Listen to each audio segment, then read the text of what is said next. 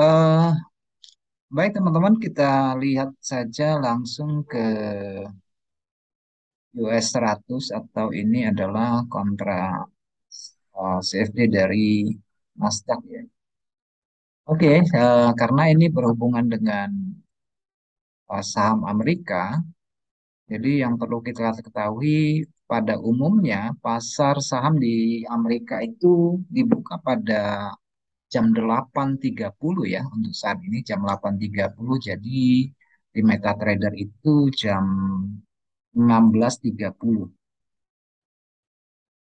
jam 16.30 ya, kira-kira di, kalau saya rujukan pada grafik di sini, kira-kira di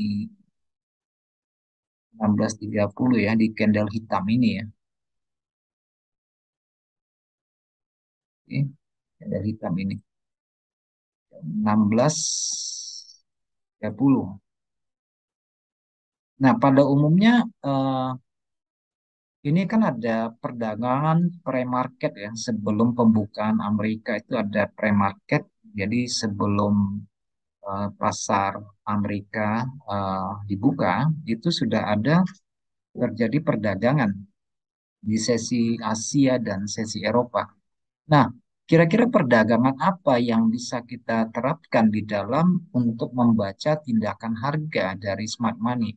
Yang perlu kita ketahui bahwa pada umumnya berbeda dengan forex, di indeks itu lebih cenderung kepada investasi ya.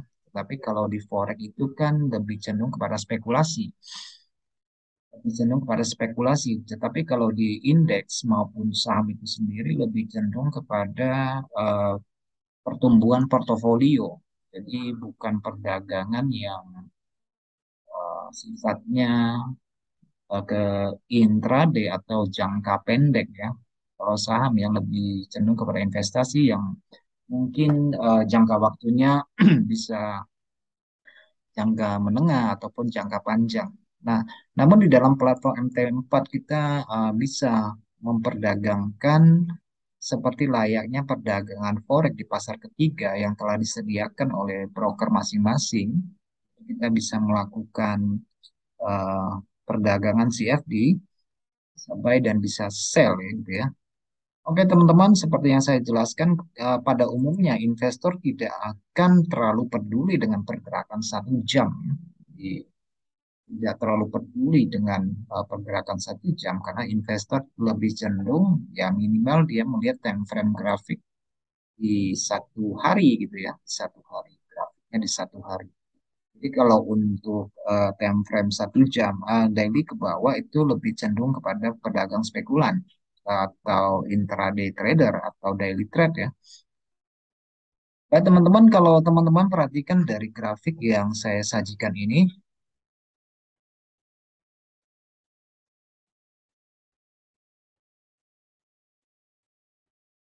oke, tentu kita melihat sebuah histori. Nanti kita akan larinya ke perdagangan spekulasi harian dalam mengidentifikasi smart money. Eh, Dalam hal ini, pergerakan indeks Nasdaq 100 ini adalah kontrak mini. Teman-teman, rata-rata pergerakan harga itu akan mengacu kepada permulaan dari pergerakan harga yang dilakukan oleh pelaku pasar yang besar. Artinya, ketika mereka masuk pasar, pada umumnya akan ditandai dengan apa namanya? Mereka akan memasuki posisi pada umumnya akan terlihat dari pergerakan 3 buah candle yang signifikan berturut-turut ya. Misalnya kalau kita lihat di sini, ketika mereka mulai masuk pasar itu akan kelihatan eh, 3 buah candle di mana terjadi kenaikan 3 hari perdagangan pada umumnya. Nah, disitulah kita tandai bahwa mereka masuk pasar. Jadi dari footprint mereka kita bisa mendapatkan momentum entry ya, tetapi kalau untuk maksud untuk investasi untuk jangka panjang, footprint mereka akan sangat berguna sekali untuk perdagangan jangka panjang ya. Semisal saya di sini pada bulan September tahun 2020 Teman-teman bisa lihat di sini sesudah serangkaian koreksi di sini terdapat tiga buah candle. Tiga buah candle ini itu tiga buah candle itu melampaui atau memecah struktur turun ya, memecah struktur turun dari sini. Sehingga untuk waktu ke depan kita memiliki dua alternatif untuk masuk pasar berdasarkan footprint mereka, yaitu harga masuk mereka. Ini untuk yang apa ya? Untuk yang jangka panjang ya. Kita melihat di sini sesudah kenaikan tiga buah candle, kemudian terjadi serangkaian konsolidasi, kemudian dilanjutkan pada minggu depannya dengan kenaikan 3 hari dari indeks Nasdaq. Kita bisa melihat di sini. Maka dari dua pergerakan itu kita memiliki dua footprint yang bisa kita jadikan acuan atau rujukan untuk masuk pasar, yaitu pada rentang di sini ketika terjadi start naik di sini, ya, terjadi kenaikan di sini, juga kesempatan poin kedua yaitu di candle kecil ini, batasannya di sini, ini merupakan footprint yang ditinggalkan yaitu ketika harga mulai bergerak. Oke, ketika harga mulai bergerak. Jadi kita memiliki dua kesempatan untuk masuk pasar dari candle kecil ini dan start mulai untuk gelombang keduanya ya. Jadi kita bisa enter di sini untuk kita dasarkan pending order saja.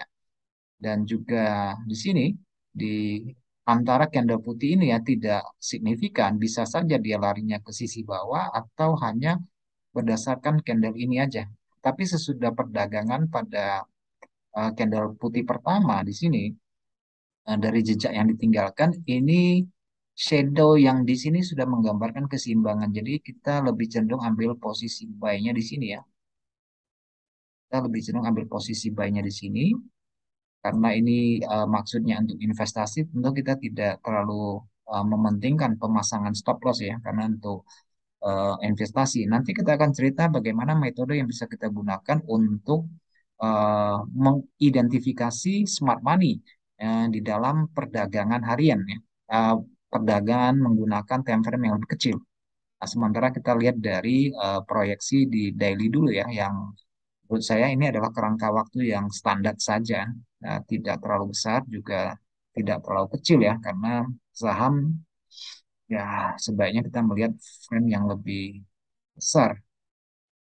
Oke, jadi dari pergerakan tiga buah candle ini kita bisa identifikasikan inilah start mulai akumulasi stok terjadi ya, akumulasi pembelian sejumlah saham terjadi 3 hari berturut-turut. Jadi itu mewakili awal dari tren. Kemudian di sini kalau kita memang sudah mengambil kesempatan dengan pending order, uh, dua posisi di sini mungkin salah satunya bisa terkena, juga satunya mungkin tidak terkena karena terlalu penurunnya tidak signifikan sampai di lantai, tapi minimal kita sudah dapat satu kali posisi. Ini dari pembacaan histori ya, pembacaan histori. Nah, sedangkan di sini teman-teman ini juga akan menjadi pijakan untuk di lain waktu. Saya kasih garis merah supaya teman-teman bisa mengetahui bahwa ke depannya ini merupakan area ideal untuk melakukan pembelian. Oke, ini adalah pergerakan di mana smart money mulai masuk pasar. Jadi dari footprint mereka kita akan jadikan acuan. Kalau ditanya apakah ini tidak berbeda dengan sistem atau metode perdagangan dengan strategi supply dan demand, ya beda-beda tipis ya. Itu hanya istilah, istilahnya saja berbeda.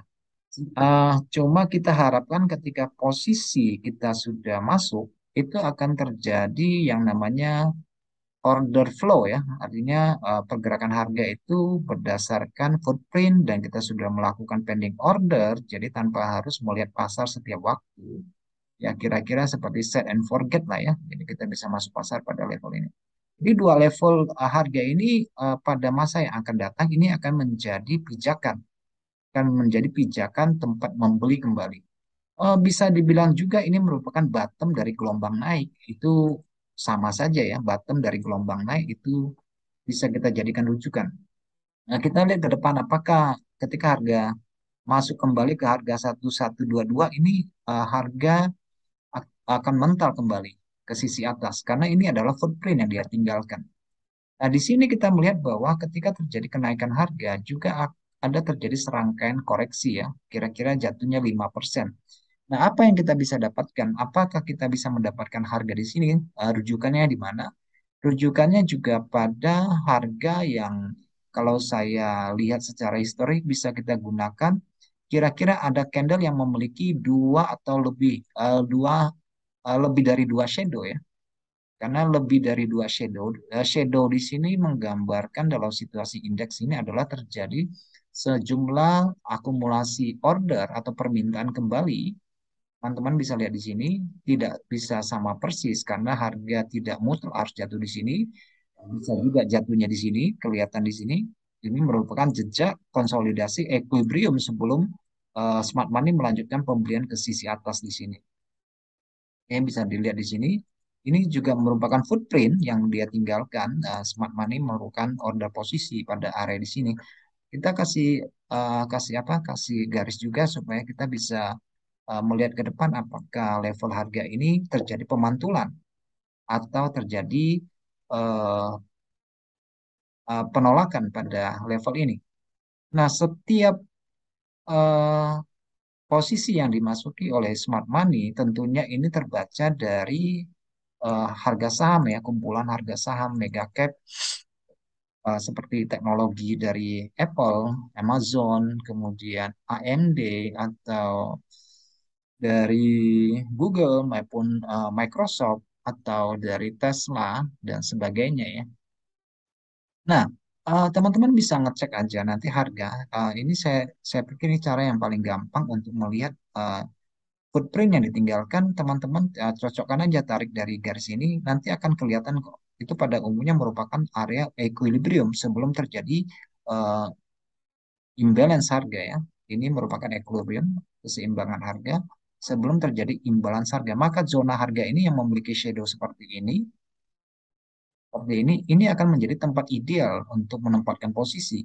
Atau bisa dikatakan ini merupakan order blocknya ya, pesanan buku pesanan harganya berada pada area di sini. Karena ini dalam suasana tren naik, jadi kita lebih mengacu karena sifatnya adalah membeli stok itu untuk jangka panjang, untuk investasi sifatnya membeli. Jadi kita akan mencari daerah-daerah order block yang bisa kita tandai dengan hadirnya area equilibrium di mana terletak banyak candle kecil maupun candle yang memiliki shadow lebih dari dua seperti ini ya. Nah, seperti ini kita kasih tandai untuk ke depannya, ini akan menjadi area sentral bagi kita untuk menempatkan posisi ya. Oke, di sini juga. Nah, ini merupakan zona di mana smart money memasuki posisi. Oke. Kenaikan yang mereka lakukan atau pembelian yang mereka lakukan tidak akan berhenti hanya satu hari. Itu yang perlu kita catat. Karena mereka berusaha untuk mengakumulasi stok atau saham ya. Jadi tidak mungkin terjadi kenaikan itu hanya dalam satu hari. Biasanya itu 3 hari minimal ya, 3 hari berurut ya. Ya ini sudah naik semua. Nah, seperti di sini teman-teman bisa tandai sebelum terjadi pada area di sini akan kelihatan di sini area reject atau pantulan yang memiliki shadow lebih dari dua. Atau di sini untuk jangka pendek juga bisa, karena kalau kita lihat ke sini itu juga terjadi rejection. Tarik panjang juga terjadi rejection pada area ini. Ini merupakan order sambungan ya. Artinya sejumlah posisi beli pada bagian atas, bukan pada bagian bawah ya. Kalau pada bagian bawah mereka sudah pada tahan, nggak mau dibuang karena konteks dari tren ini adalah tren naik. Jadi ini merupakan sejumlah likuidasi posisi short dari pedagang yang mengambil posisi dari gelombang yang ini ya. Jadi belum akan terjadi koreksi. Mungkin pada saat itu kalau kita melihat dari kondisi COVID ini merupakan peluncuran stimulus besar-besarnya di mana banyak uang yang membanjiri pasar saham. Oke, teman-teman. Nah, di sini kita bisa melihat pada 8 Januari, di awal Januari mulai penurunan tahun ini, ketika harga saham sudah sangat tinggi, kemudian eh, Fed sudah menghentikan stimulus, Oke, karena ekonomi sudah bergerak sesuai dengan yang diinginkan, tetapi imbas dari stimulus itu sendiri telah menyebabkan tingginya inflasi. Nah, di sini Fed sudah mulai mengatakan, eh, karena ini harga Nasdaq ini sudah kelihatannya sangat bubble sekali ya, sudah sangat menggelembung, dan dia mulai menghentikan bantuan untuk pandemi, untuk pajak, bantuan sosial dan segala macam mulai dihentikan. Akhirnya terjadi koreksi. Semula dipikir koreksi ya, karena sebenarnya sudah sangat bubble, karena kenaikan melebihi dari 100% dari masa COVID ya. Kalau teman-teman lihat di sini, masa COVID ini kenaikannya sudah berlebih-lebih ya. Kalau teman-teman tarik dari sini itu naiknya sudah gila-gilaan sih. Sudah hampir 10.000 berapa nih ya? 101 101 6 101.675 pips, itu sangat rekor sekali ya, sangat bubble sekali itu. Nah, ketika terjadi harga yang menggelembung dan Fed sudah menyatakan bahwa akan menghentikan bantuan, dan karena eh, ekonomi sudah kembali ke alurnya, kemudian akibat dari stimulus itu juga membuat inflasi meningkat dengan tajam ya. Nah, di sini sudah mulai nih dihembuskan isu-isu untuk menaikkan suku bunga ya, supaya para peminjam menjadi lebih berat untuk meminjam ke bank, karena apa, suku bunga mulai naik nih gitu ya. Suku bunga naik, kemudian QE-nya, quantitative easing-nya atau bantuan stimulusnya dihentikan, maka harga saham mulai keluar nih, mulai sebagian koreksi. Nah, dari stat-stat yang kita katakan sebagai area smart money memasuki posisi, atau investor lebih layaknya disebut begitu, atau pedagang institusional yang menggunakan eh, apa, investasi jangka panjang. Nah, ini merupakan level-level yang kita buat pada tempo di sekitar Desember 2020. Nah, kita akan melihat ke depan, benar nggak pada area yang kita buat ini terjadi rejection seperti yang bisa kita lihat saat ini. Nah, menurut saya ini merupakan tindakan dari pedagang institusional atau hedge fund dan sebagainya ya, atau bank itu sendiri, atau dari perusahaan sendiri yang melakukan buyback dari sahamnya, itu juga mempengaruhi signifikan dari pergerakan di masa yang akan datang. Nah, dari rentetan harga yang kita garis bawahi, teman-teman bisa katakan ini sebagai support. Ini juga oke lah sebagai demand level, juga oke lah sebagai order block, juga oke, nggak jadi masalah. Tetapi yang kita ketahui, inilah awal mula pergerakan gelombang serangkaian akumulasi stok atau akumulasi saham yang dilakukan. Nah, pada bagian pertama tentu kita tidak memperoleh eh, apa namanya, informasi yang jelas selain daripada grafik ya. Tentu saja nanti bisa lihat di COT, Commitment of Trader, mungkin ada posisi panjang dan posisi pendek dari para apa namanya, komersil dan non komersil, bisa lihat di situ. Tetapi untuk akurasinya kita tidak memiliki sumber yang lain selain daripada chart itu sendiri ya. Nah, ketika terjadi masa COVID, kita melihat penurunan tajam ini tentu memiliki titik akhir kan, penurunan tersebut. Nah, kalau teman-teman lihat ke sisi kiri, kita akan mendapati di sini terdapat order block atau daerah pesanan, buku pesanan membanjiri pada area di sini ya. Harga indeks turun tajam. Nah, di sini kalau kita lihat ke masa lalu juga mengalami eh, siklus yang sama. Kalau teman-teman lihat dari ketika harga mulai start naik, nanti kita akan temukan ada para institusional yang melakukan perdagangan pembelian saham, itu tidak hanya terjadi dalam hitungan satu hari. Pada umumnya ada 3 hari, kemudian ada partisipasi dari para eh, apa investor retail, karena kalau mau berhasil dalam perdagangan ya harus kita ikut yang kapal besar ya, kita follow gitu ya. Nah, teman-teman, bila sejumlah koreksi yang terjadi juga akan jatuh di daerah yang terdapat banyak shadow, yang menurut saya itu merupakan area apa ya, refleksi ya. Area refleksi ini sebenarnya penting sekali karena ini adalah akumulasi tambahan dari posisi beli ya. Jadi ada terjadi sebuah koreksi. Nah, itu bisa terjadi pada level-level Fibonacci yang bisa kita gunakan entah di daerah 38, 50 atau 61. Kalau koreksi pada umumnya untuk saham tidak terlalu tajam sampai 50% atau 61%, pada umumnya sekitar 38% ya. Pada umumnya, tetapi ada kalanya juga ketika terjadi bubble harga atau terjadi kenaikan suku bunga itu bisa mengakibatkan penurunan tajam atau ada geopolitik atau pemilihan umum sebagainya itu bisa mengakibatkan penurunan. Nah, seperti penurunan yang terjadi pada area di sini, kita juga akan mendapati di mana ini merupakan histori dari masa lalu di mana terjadi keseimbangan harga.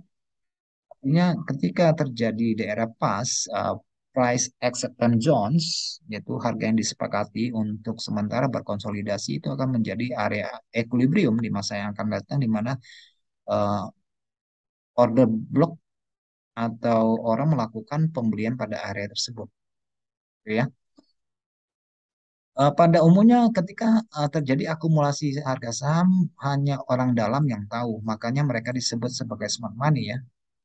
Dengan berbagai informasi yang mereka ketahui, mereka kumpulkan data ini jatuhnya sudah berapa persen nih, ini dalam kondisi bagaimana nih, bisa masuk pasar ya.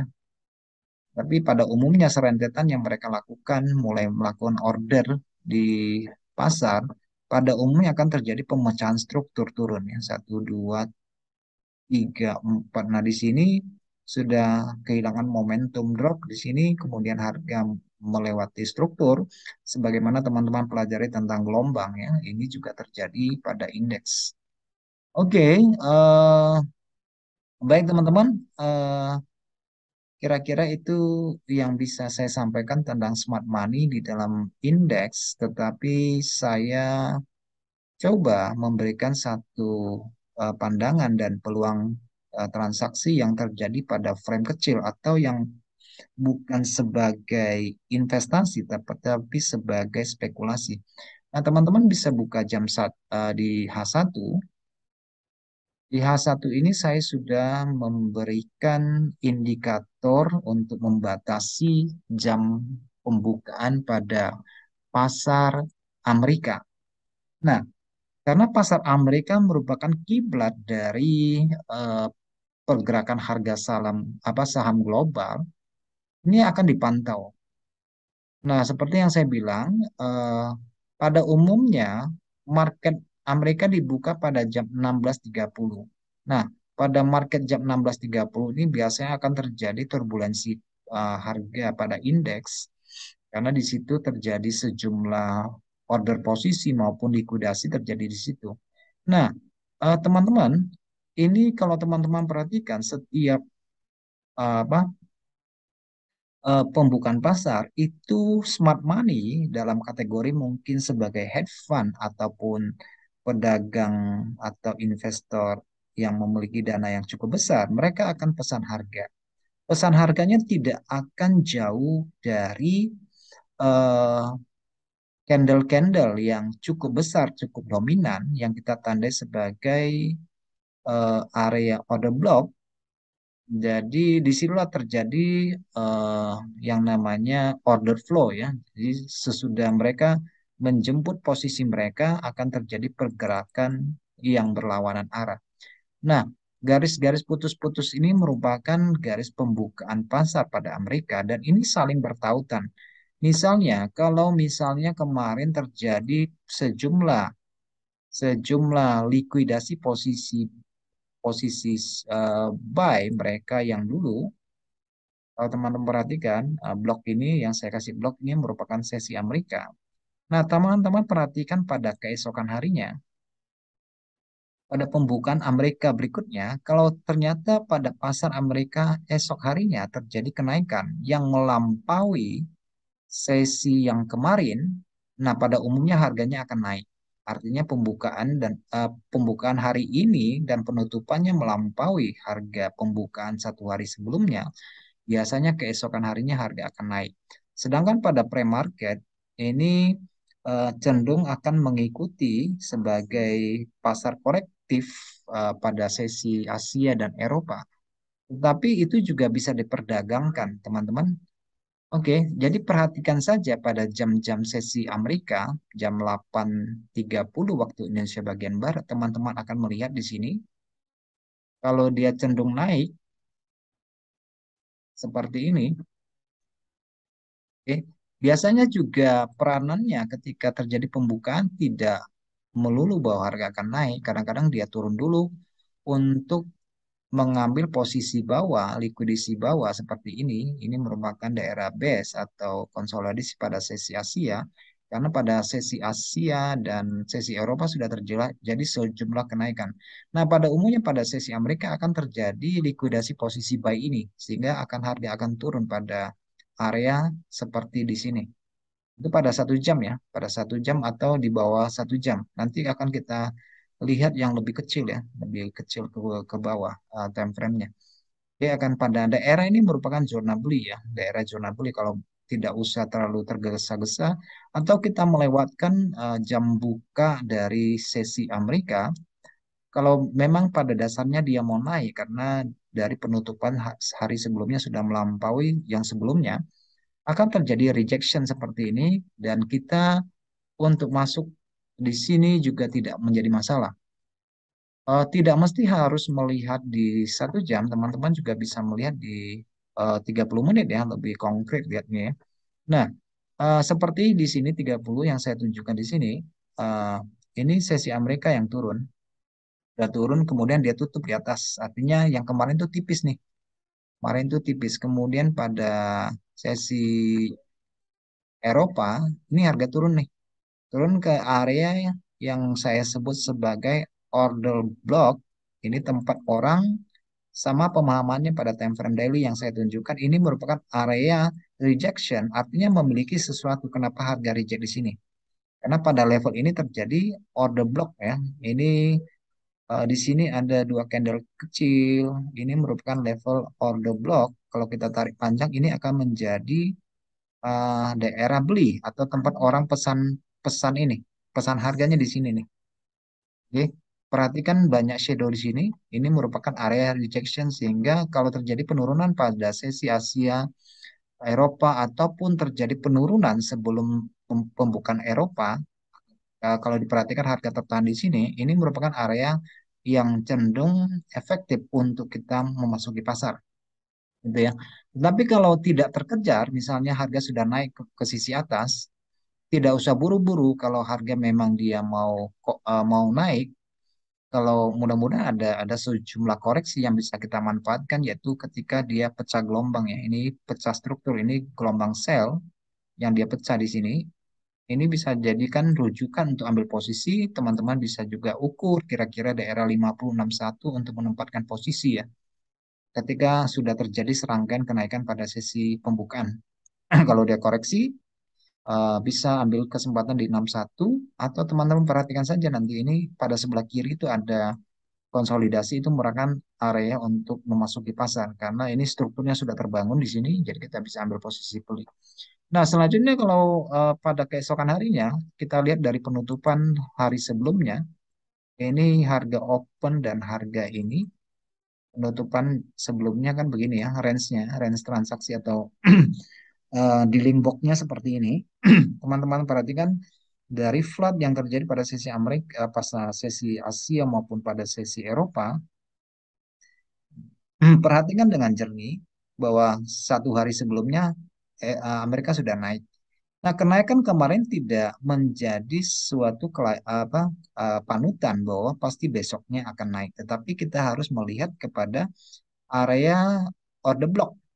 Ya, teman-teman lihat yang kemarin ketika kita ambil posisi di daerah 50 atau 61% pada area di sini, ini merupakan area akumulasi posisi lanjutan ya. Jadi ini merupakan daerah untuk order kembali pada bisa di sesi Asia ya.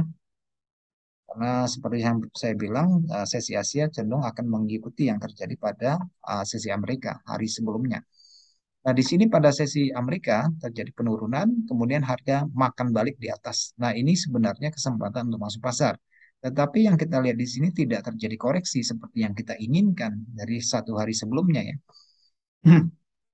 Nah, tentunya ini eh, pergerakan yang signifikan di sini sudah merupakan akumulasi dari smart money sebelumnya. Teman-teman bisa melihat serangkaian gelombang kecil ini di M30, serangkaian open posisi yang berusaha dia tahan ya. Oke. Minimal tuh ada 3 hari ya. Dari start mulainya itu ada bisa 3 hari.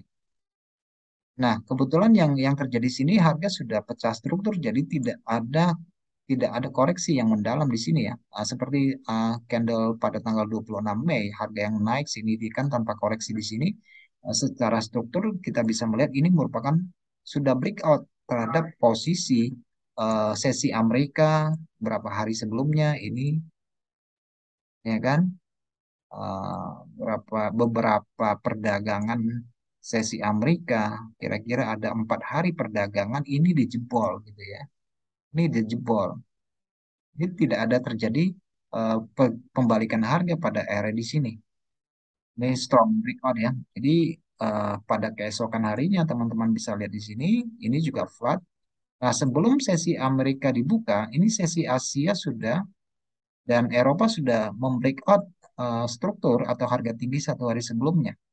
Oke, jadi eh, ini fix harga akan cenderung lebih naik ke sisi atas.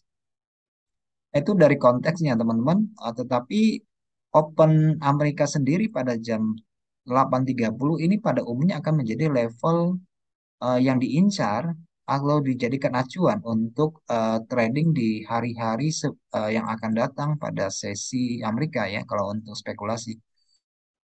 Eh, kalau kita lihat yang terkini, teman-teman bisa lihat di mana posisi sebenarnya kita memasuki posisi beli. Eh, dari perdagangan Senin, teman-teman bisa lihat ini Amerika naik ya pada sesi Asia dan Eropa terjadi koreksi ke sisi bawah. Itu cukup dalam dan teman-teman bisa melihat rejection berupa shadow di sini. Ini ada sesuatu di sini, maka ini akan menjadi daerah beli. Jadi apabila teman-teman melakukan pembeli, ini merupakan level belinya di sini. Yang pertama, paling jauh tuh dia jatuhnya di open di sini ya. Ini juga merupakan level pembelian kedua karena di sini penempatan dari footprint yang ditinggalkan oleh smart money di sini. Ada dua ya, smart money. Jadi ini merupakan area ideal untuk masuk pasar. Tapi ini tujuannya untuk spekulasi ya, karena saya menggunakan frame yang lebih kecil. Tentunya. Nah ini ada keterkaitan satu sama lainnya dari sesi apa ya, dari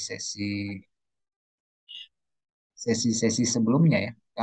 Coba kita lihat lebih jauh ya dalam penempatan posisi beli teman-teman. Garis yang mulai saya kasih ini merupakan sesi Amerika yang naik. Nah, ketika terjadi penurunan pada sesi Amerika keesokan harinya, perhatikan ada candle bershadow seperti ini. Ini merupakan daerah beli ya.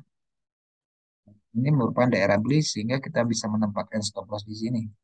Ini sifatnya mungkin tradingnya hanya dalam hitungan beberapa jam ya, 2 jam atau 4 jam atau 6 jam gitu ya. Jadi nggak bisa lama karena kita hanya sebagai spekulan yang memanfaatkan momentum. Seperti di sini, ini juga sesi Amerika, kita lihat terjadi banyak rejection. Maka untuk kedepannya ini merupakan daerah area beli. Ya, ini merupakan order blocknya di sini ya. Pesanan harga itu di sini, semua di sini.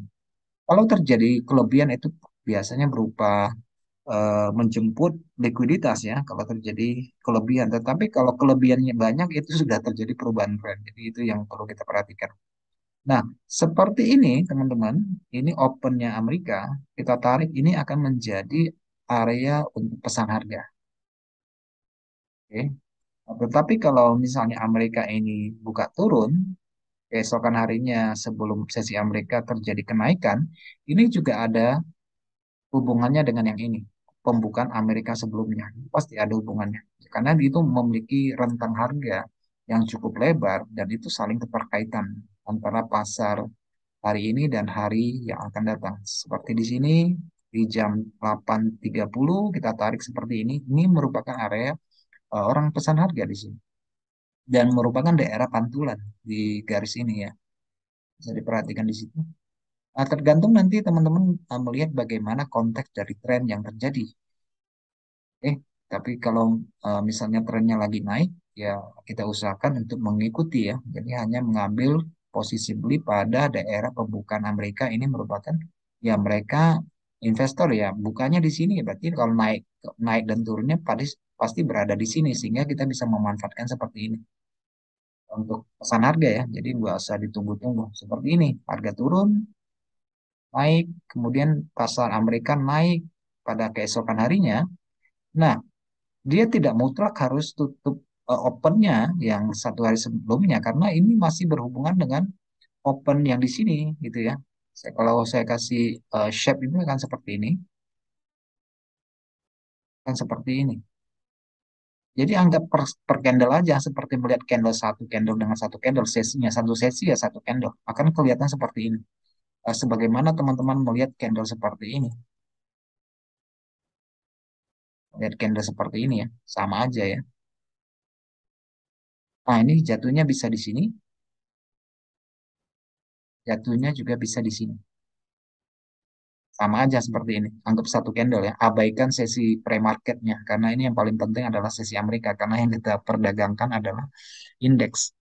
Nah, ini ada sangkut pautnya ya dengan sesi Amerika sebelumnya. Saling keterkaitan itu tidak bisa ini resistennya kelihatan di sini. Oke. Jadi saya membuatnya ini seolah-olah ini satu candle ya. Teman-teman. Ini kalau ke bagian bawah dimakan atas berarti ini ada shadow. Jadi saya buat high low-nya aja. Oke, saya buat high low-nya saja. Ini start mulai naik ya. Sini. Tapi ya ada keterkaitan ke masa yang akan datang. Tak ada hubungannya. Perhatikan dua rejection candle ini. Pasti ada hubungannya di sini nanti. Karena itu adalah footprint yang ditinggalkan ya, atau jejak harga yang ditinggalkan oleh smart money atau pedagang institusional besar. Tapi untuk institusional yang seperti yang saya jelaskan sebagai smart money perannya di dalam pasar saham tidak seperti ini ya. Ini kan dalam pembacaan grafik 30 menit. Tapi ini sudah sangat powerful sekali, sangat dahsyat sekali apalagi kita terbiasa untuk melihat kondisi seperti ini. Jadi kita bisa tidak usah was-was masuk pasar, ruginya pasti berapa, kemudian area yang kita masuk tidak membuat kita apa ya, tidak membuat kita itu overtrade ya, karena kita sudah tahu nih pasar Amerika kemarin bukanya di mana. Ini akan menjadi ingatan di sini. Oh, daerah beli nih. Eh, eh, jejak yang ditinggalkan ya itu menurut hemat saya itu merupakan daerah blok di mana terjadi sejumlah pesanan posisi yang membuat terjadinya order flow ya artinya sesudah menjemput posisi posisi apa namanya posisi pending mereka buku pesanan mereka harga akan bergerak sesuai yang dia inginkan. Nah, teman-teman nanti buat aja nanti apa namanya jam jam jam 7.30 kasih balok seperti ini, harga high dan harga low-nya seperti ini, akan nanti kelihatan jelas sesi-sesi Amerika, gerakannya akan kelihatan seperti ini nanti.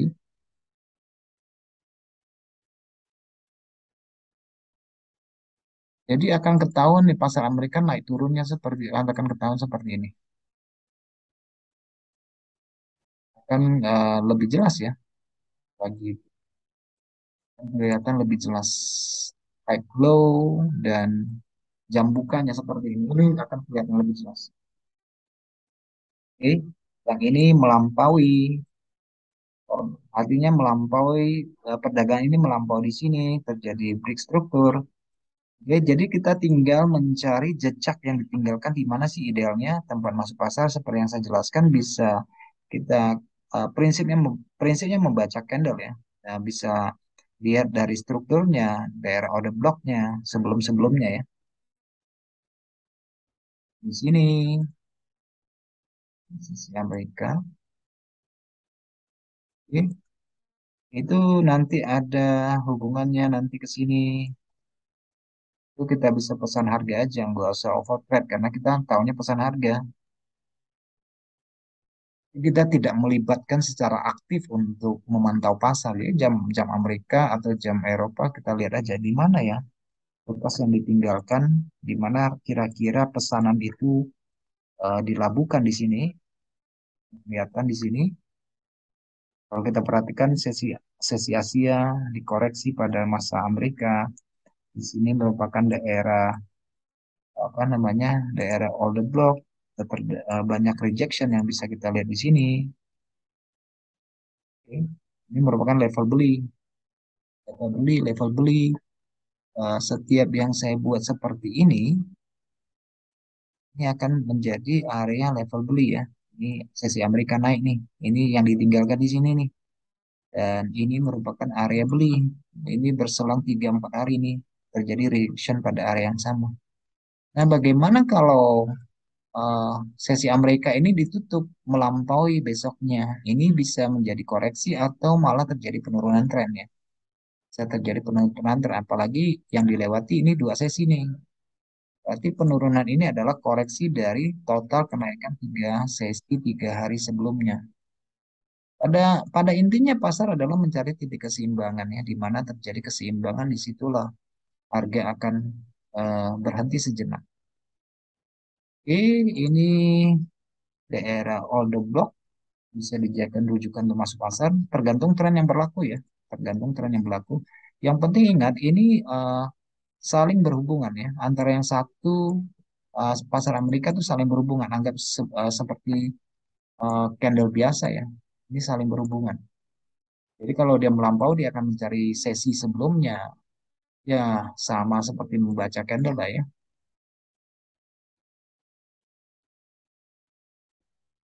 Oke, kalau ada yang kurang jelas nanti dikasih pertanyaan saja di kolom komentar. Nanti bisa sebisanya saya kasih tanggapan nanti.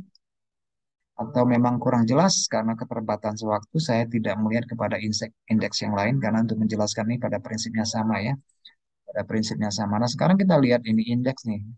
Dari Nasdaq ini tadi pada sesi Amerika nih itu bertepatan pada area rejection di sini, secondary naiknya ya. Ini bisa kita jadikan rujukan untuk buy, tapi karena keputusan Fed yang ditunggu-tunggu pada hari keesokan harinya, saham ini tadi itu sudah apa ya? Dia hanya sampai di daerah sini ya. Kira-kira daerah sepinya ya, yang dimasuki oleh retail ya. Kira-kira daerah sepinya. Terjadi reaksi di sisi bawah.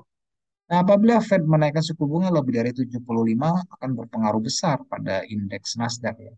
Dan teman-teman kalau kita lihat kepada Mandi, teman-teman bisa lihat di sini, ini adalah gelombang naik yang kedua di mana para eh, investor besar kembali memasuki pasar di sini ya. Kelihatan sekali ini rejectionnya di sini, daerah belinya. Ya kalau terjadi pelemahan ya tidak menutup kemungkinan bisa kembali ke sini, ya kan?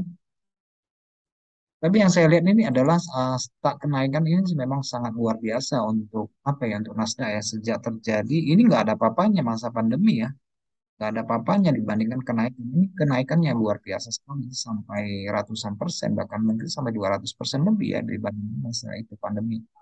Kalau ini kan coba lihat ini satu kotak ini berapa kotak naiknya nih anggap saja itu 100% 200% lebih ya kalau kita bandingkan dengan total dealing range-nya yang terjadi pada masa pandemi ini 200% lebih. Kalau dia terjadi koreksi sampai 50% saat ini ya sangat wajar sekali ya karena harga sudah bubble ya jadinya 50%. Kira-kira demikian videonya. Untuk kurang dan lebihnya kekurangan bahasa dalam penyampaian saya mohon maaf kira-kira. Saya berharap penjelasan saya yang mungkin harus dicermati penjelasannya pelan-pelan. Saya pikir cukup jelas ya. Kalau kurang jelas mungkin kita butuh waktu sesi yang lain untuk menjelaskan kembali atau selipkan saja pertanyaannya di kolom komentar nanti saya sebisa mungkin untuk menjawab. Oke, terima kasih buat teman-teman ya khususnya yang sudah meminta untuk membuatkan video ini.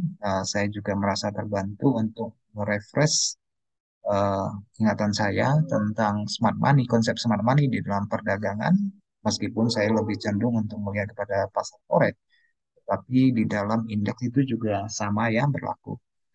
Kalau ada waktu nanti saya akan membuat satu video lagi tentang konsep smart money, tetapi lebih cenderung kepada pembacaan struktur ya, mungkin ya struktur atau uh, pemahaman lebih lebih mendetail tentang order flow atau berdasarkan data candle ya, atau berdasarkan volume dan sebagainya. Baik teman-teman, sampai jumpa pada episode video berikutnya tentang edukasi. Sampai jumpa.